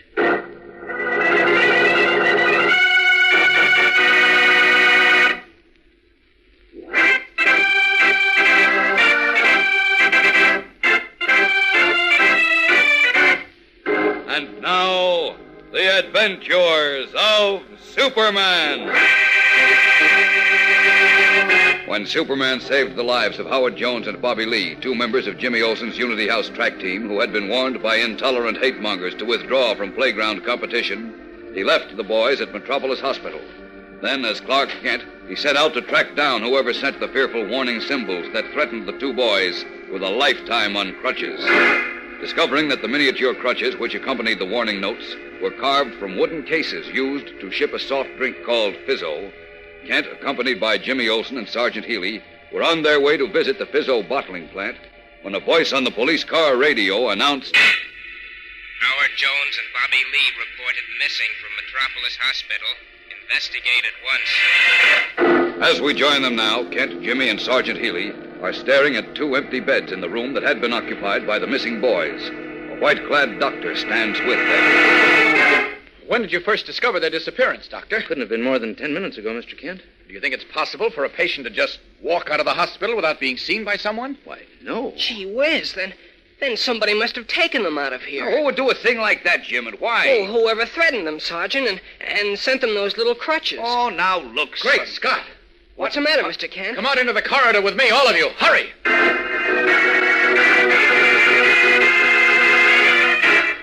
What did you bring us out here for, Kent? I don't see anything special in this corridor. You will in a minute, Jim. Doctor, do you have the key to this door? Why, yes, but this is the porter's broom and mop closet. I know it is. Open it, please. I can't understand what you expect to find in here. Well, it better be good, or... Holy smoke. Well, I'll be hanged. Two kids. Howard, Bobby. Hiya, Jim. Boy, what happened play a to you? share. Oh, now, wait a minute. The questions can wait until we get these boys back into their beds. Come on.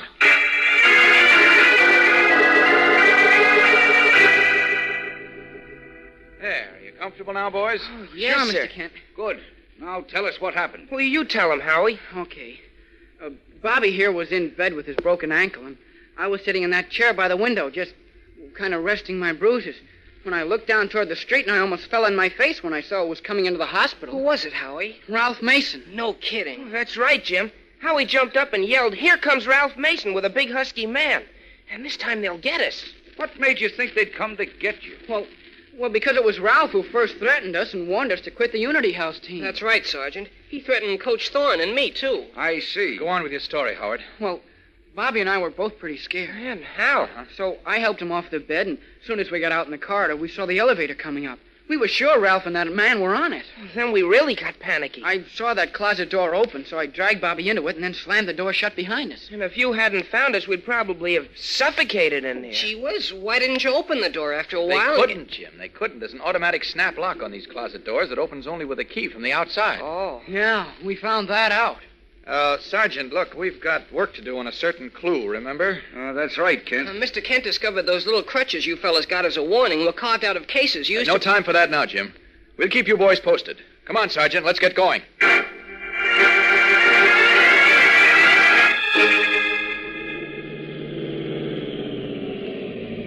This is it, Kent. Fizzo Bottling Company. Right, Sergeant. Come on, let's Holy get... smokes. Look at that. Look at what, Jim? Look what it says on that sign under Fizzo Bottling Company. Huh? John and George Mason, proprietors. Well, I'll be... Isn't that... Sure. John Mason is Ralph's father. Hey. What a coincidence. Coincidence, my eye. I told you Ralph Mason knows more about what's happened to Howard and Bobby than... Rubbish. Come on, Kent. Let's you and I go in and have a talk with Mason. Jim, you stay here. Oh, now look, Don't Sergeant... argue, Jim. Don't argue. Let's go, Sergeant.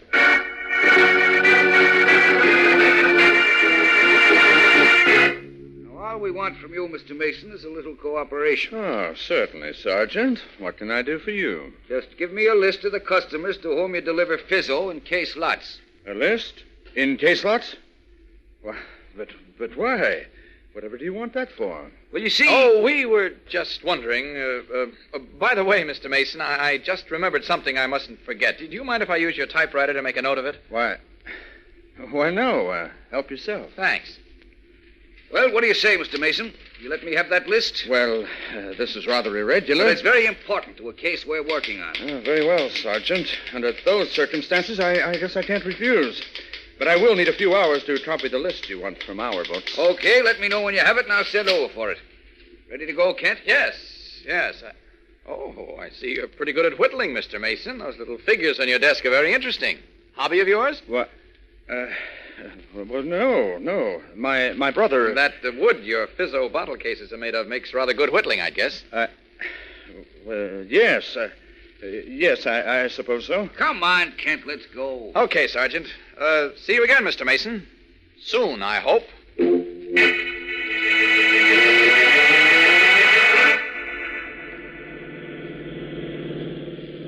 Yes, Sergeant, I'm pretty much convinced now that John Mason is the man behind the terrorizing of the two Unity House boys. So am I. I've been saying that You keep out of this, young fella. Okay. Now, Kent, I think you're way off base. But if you'll give me two good reasons for suspecting Mason, I'll take him in for questioning. All right. Number one, Ralph Mason, John's son, threatened the two boys, as well as Jim and Coach Thorne. So what? Wait a minute. Number two, we find the little wooden crutches that were sent to Howard and Bobby as a warning symbol were made out of wood from a Fizzo packing case, and that leads us to John Mason. Okay. Furthermore, I discover evidence of whittling as a hobby in John Mason's office. All circumstantial evidence, nothing that any good lawyer couldn't knock into a cocked hat. Maybe. But here's something that'll hold up in court.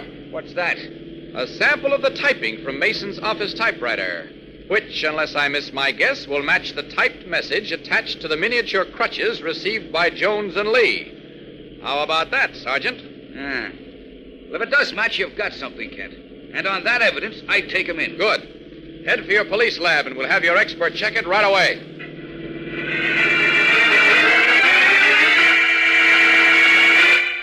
Confident that he will soon have the unsportsmanlike Mason brothers behind bars, Clark Kent accompanies Sergeant Healy to the police laboratory, unaware that at this moment, new and serious trouble is brewing at the Masons' plant.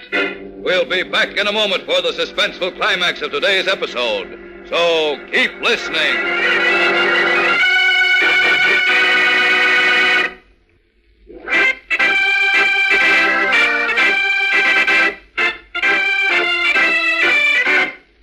And now, back to the adventures of Superman. As we continue now, John Mason is telling his brother George about the visit paid to their establishment by Clark Kent and Sergeant Healy. I tell you, George, things look pretty bad for us. Rubbish, John. You always wear a crepe hanger. Don't be stupid, George. Why do you think they came here asking for a list of our case lot's customers, huh? Because they traced the wood those blasted little crutches were carved from, that's why. Do you really think so? Of course I do. And on top of that, Kent, that newspaper fella, asked me very pointedly if wood carving was my hobby. Good heavens, what made him ask that? Because you stupidly left samples of your art all over this office. Well, how in thunder was I to know they'd come here? I don't know. But I should have known that Kent fellow was too smart. This is his fault. This trouble we're in. No, it's that Olsen boy's fault, that's who. Ridiculous. No, I tell you it is his fault. He started all this trouble with Ralphie after Ralphie asked him to throw the Jones and Lee boys off the Unity House team. So what? That only... I hate him. I hate that little rat. Don't work yourself up, I George. should have killed him instead of creasing his skull. That would have put an end to our troubles. Now, George, listen to me. No, I'm through listening to you. This time I'm going to finish him. George, come back here. I'm going to kill that Olsen boy, even if I have to hang for it. Viciously slamming the door shut in his brother John's pleas, George Mason climbs into his car and with a cold, murderous look in his eye, drives toward the municipal stadium where he hopes to find Jim Olsen readying his team for the city championship track meet. What will happen? How will Clark Kent, who is Superman, learn of George Mason's determination to destroy Jim Olsen in time to save the young cub reporter's life? There's a thrill-a-minute in store for you tomorrow, gang, when we bring you the smashing climax of this story and the beginning of a new and exciting adventure. So don't fail to listen. Be sure to tune in again tomorrow, same time, same station, for more of the Adventures of Superman.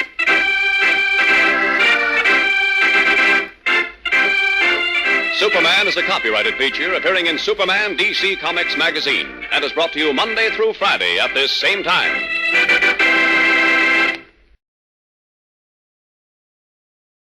Faster than a speeding bullet.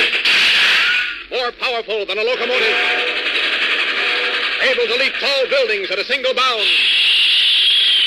Look, up in the sky. It's a bird. It's a plane. It's Superman.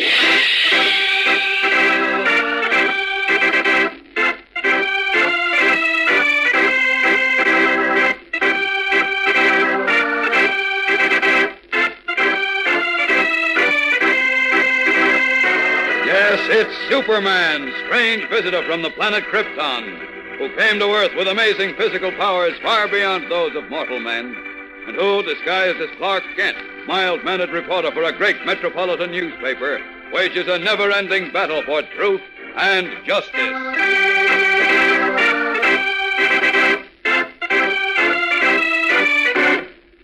Today, as Superman works with the police to forge the final links of evidence against John and George Mason, a fateful conference is taking place between the two evil brothers. If Clark Kent and the police are wise to us, George, we'll go to jail, and it'll be your fault. No, it's that Olsen boy's fault. He started all this trouble after Ralphie asked him to throw the Jones and Lee boys off the Unity House team. So what? That only I should have killed him instead of creasing his skull. That would have put an end to our troubles. Now, George, listen to me. No, I'm through listening to you. This time I'm going to finish. George, come back here. I'm going to kill that Olsen boy, even if I have to hang for it.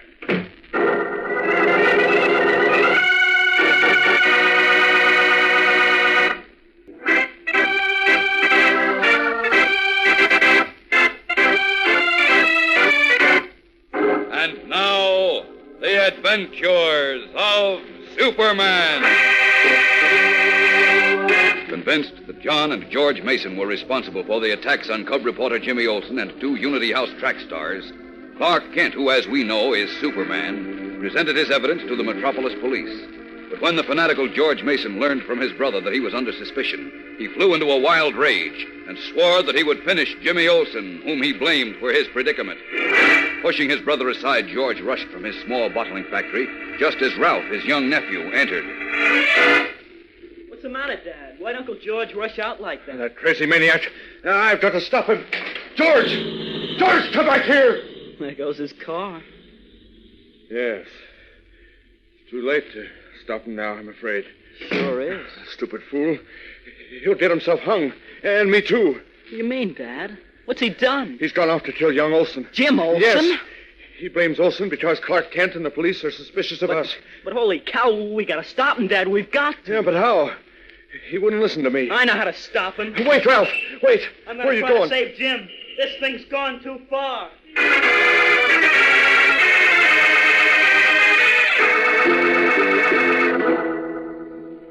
I just got the report from the crime detection lab, Kent. Good. What's the dope, Sergeant? The warning note to Howard Jones and Bobby Lee was written on the typewriter in the Mason brothers' office, just as you said. I knew it.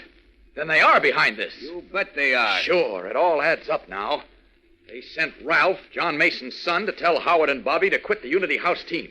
When the boys refused to quit, Ralph went to Jim Olsen, the team's manager. When Jim told Ralph where to go, the Mason brothers tried to kill Jim and then sent those tiny crutches to Howard and Bobby as a threat. Right. And if not for Superman, Howard and Bobby would be both dead now. Well, what are we waiting for, Sergeant? We're waiting for nothing. I'm going out right now to pick up John and George Mason. Good. Want to come along? You bet I do. That's a pleasure I don't want to miss. Well, come on then. Hey, excuse me, Sergeant, but this boy says he's got to see you. Listen, Sergeant. Hey, wait a minute. Aren't you Ralph Mason? Yes, sir. What do you want? I've come to tell you that my Uncle Georgie, he's going to kill Jim Olsen. What? Are you telling the truth, Ralph? Yes, sir. My father tried to stop him, but he couldn't. I came here as fast as I could. Why, that low down... Look, Ralph, I didn't know there was going to be any killing or anything like that, honest. I wouldn't have gotten mixed up in it All if I right, did. never mind that now, son. Where is your uncle? I don't know. He drove off in his car. He said he was going to get Jim. Great Scott, I'd better Don't get excited, Kent. But I'll put out a general alarm for Mason. We'll pick him up. But that may be too late. I've got to pick him up my way. So long.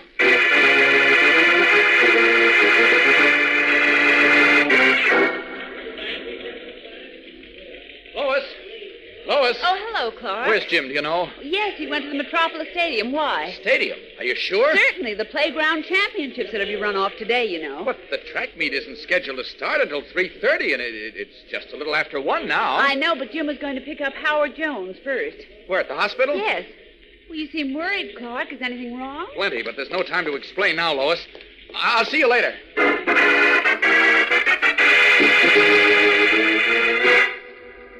Yeah. This storeroom is deserted, so out of these clothes. This is a job for Superman. We've got to get to the hospital before George Mason does. There we are, all set. Now just raise this window.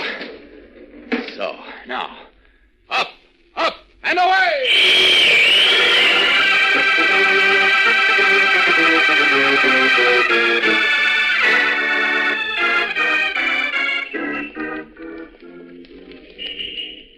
Entrance to the locker room in this alley, Howard. Saves us walking all the way around the stadium to the front door. Oh, swell. Gee, I wish I could run today, Jim. Yeah, so do I. I'm afraid Unity House won't have a chance without you. Oh, I wouldn't say that. No, it's true. Without both you and Bobby in the relays, we're really sunk in that event. Well, look, maybe I could run in the relay, Jim. I don't feel too badly. No, nothing doing, Howie. The doctor says you shouldn't run today, so that's final. No, we'll just Wait a minute, Jim. What's the matter? That man getting out of his car just ahead, you see him? What about him? He looks just like the man who almost ran me over the other night. He does? Uh-huh. Jeepers, he's got a rifle. Yeah. What the... Jim, he's aiming at us. Sleeping lizards. He's gonna shoot us.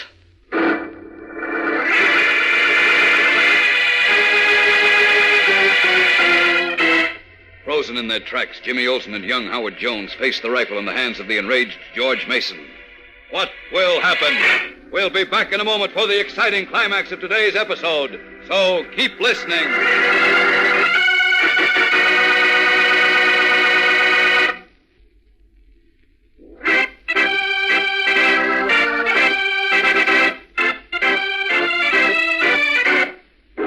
And now, back to the adventures of Superman. While Superman searches for cub reporter Jimmy Olsen and Howard Jones, the two youngsters have been ambushed in the alley behind the Metropolis Stadium by George Mason, who points a rifle at them and yells, I've got you now, Olsen. And you too, Jones. You won't either one get away this time. Holy smokes, Jim, what'll we do? I don't know, Howie. Here comes a bullet for each of you, you little punk. Down, Howie, flat on your face. Jim! Howie, look! Superman's here! Relax, boys. I stopped those 2 bullets. Now I'll take care of George Mason. Away!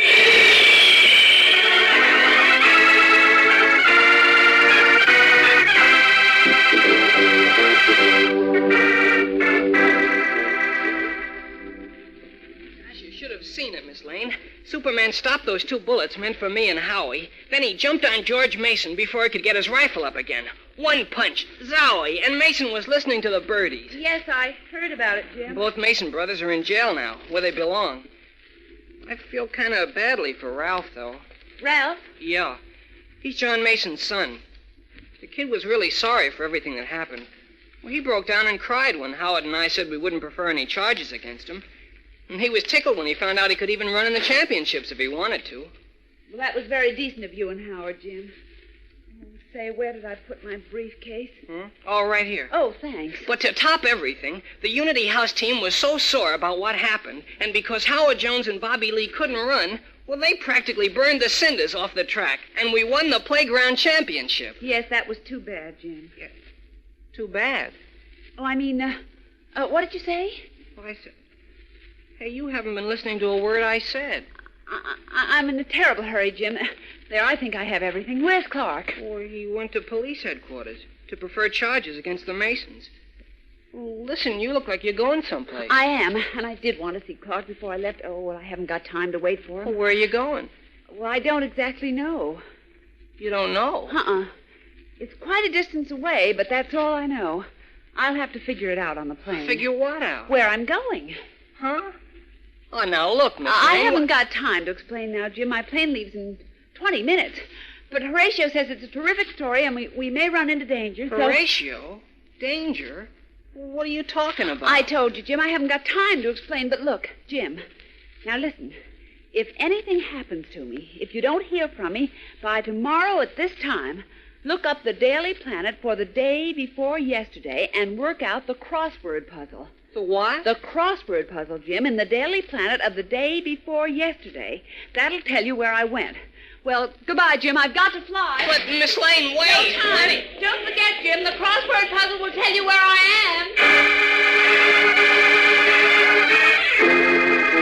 am. Mystified and worried, too, Jimmy Olsen shakes his head dazedly as Lois Lane rushes from her office and across the city room, a traveling bag in one hand and a briefcase under her arm. What did Lois mean when she said... If anything happens to me, find the Daily Planet for the day before yesterday and work out the crossword puzzle. Where is the girl reporter going? What is this new mystery? Well, fellows and girls, it's one of the most thrilling and exciting adventures that Superman and his friends have ever been engaged in. We call it the Crossword Puzzle Mystery, and it gets underway with a bang tomorrow, so be sure to listen. Tune in tomorrow, same time, same station, for Chapter 1 of the Crossword Puzzle Mystery on The Adventures of Superman.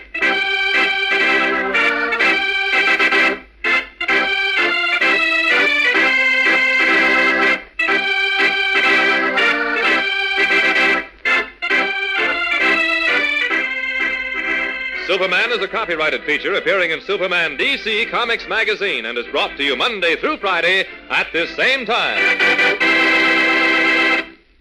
This program came from New York. Stay tuned to your mutual station for Captain Midnight, which follows in just a moment. And right after Captain Midnight, you will hear Tom Mix and his Ralston Straight Shooters. This is a Mutual Broadcasting System.